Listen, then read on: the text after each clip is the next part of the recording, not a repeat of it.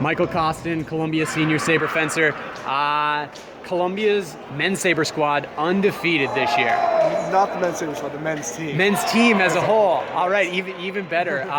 So not only are you guys the two-time defending NCAA champions, going for a three-peat here, but looking like you're definitely on pace to do that. What's behind the success?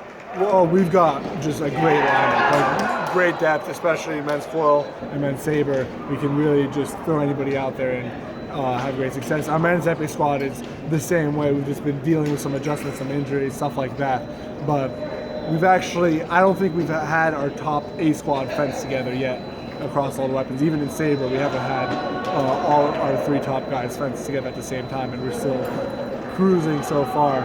We've had a couple of close calls. We had a lot of that actually come from behind. We were down 13 whatever, and we came from behind to win it.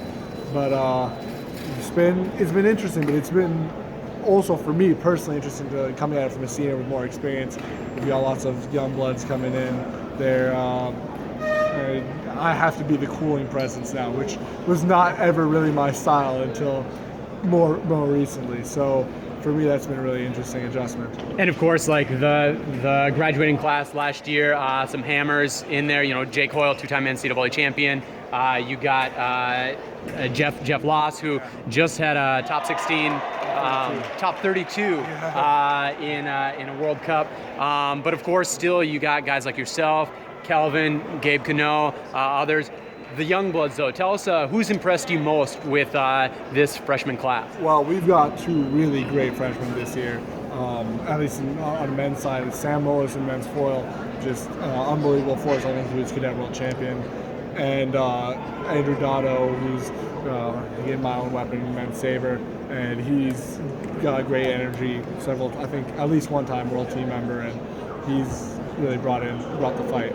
Yeah, I think he was on the team that placed at Worlds last year. I think he's at least definitely been, he's seen that exposure. Mickey Yamanaka on the men's epee side, definitely rounding out your guys' weapons. And we've actually got a couple of non-American fencers coming too, a couple of people coming from internationally. We have Jakob coming from Sweden, and this is embarrassing. Sasha coming from Switzerland, who both on the men's epee squad, who give us a little bit of variety, which I think in epee can be really important with the mashups and stuff that goes on there. And with that depth and being able to mix and match your lineup in any given event, how have you seen that grow the strength of the overall Columbia men's team? Well, it gives us a way to kind of it takes the pressure off us. So if we know that whatever happens, our guys have got our back, you know. So if I go in there and drop about 5-4, Dotto's going to come in and destroy his next bout. So it lets us fence a little bit more free, be a little bit more creative in ways that other teams aren't able to do because there's so much more pressure. With this momentum being undefeated going into the second half of the season, the championship half of the season, where you guys got Ivies, regionals, NCAAs, who do you anticipate being your biggest challenger to your guys' success and undefeated record? Well, we haven't fenced Penn State yet, which is a really good team. We haven't fenced Notre Dame yet. We have a lot of the big schools left to fence, right? We fenced Ohio State once in a close bout.